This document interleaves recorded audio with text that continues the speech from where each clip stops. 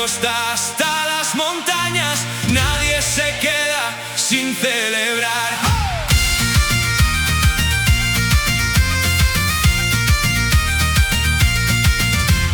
Cuando por fin llega el verano, todo vuelve a despertar. Las aldeas se llenan de vida, ya se escucha la verbena sonar. Vuelven los coches por las carreteras, con mil historias por contar. Las maletas vienen cargadas, con ganas de volver a abrazar.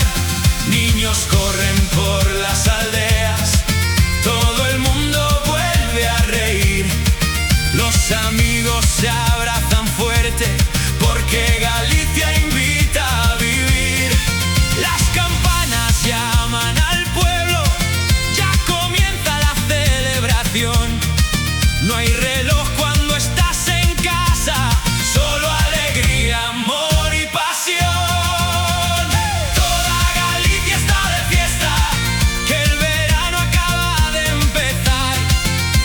Con gaitas, risas y alegría, nadie nos puede parar. Toda Galicia está de fiesta, desde Corbeira hasta Brandel, entre verbenas y romerías. Qué orgullo sentir esto en la piel. La mesa nunca tiene sitio, siempre cabe alguien más. Pulpo, empanada y marisco, que saben a felicidad. Alvariño levantando copas, licor, café para brindar por los que viven en Galicia y los que siempre volverán. Las orquestas ya están tocando, las plazas llenas de emoción. Cuando suena una muñeira, baila hasta el último rincón. Galicia está de fiesta, que el verano no quiere acabar. Con gaitas, risas y alegría, nadie nos puede parar. Galicia está de fiesta, desde Albores hasta Chacín. Las aldeas llenas de alegría, y la fiesta no tiene fin.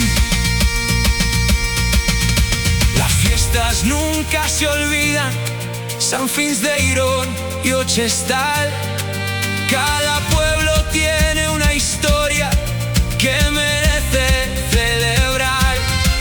Aquí aprendimos el valor de compartir sin preguntar.